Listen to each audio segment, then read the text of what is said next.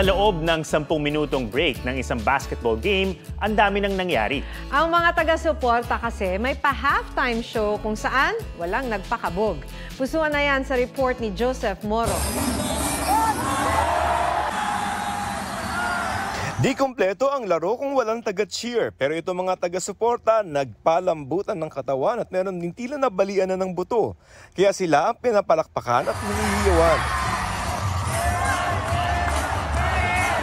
Dinaig pa ang halftime performance ng Super Bowl.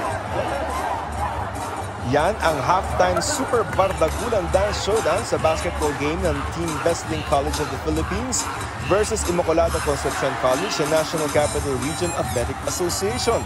Sa 10-minute break kasi ang mga players biglang nagpatugtog ang DJ ng Budots at ang masayang sayawan na uwi sa showdown.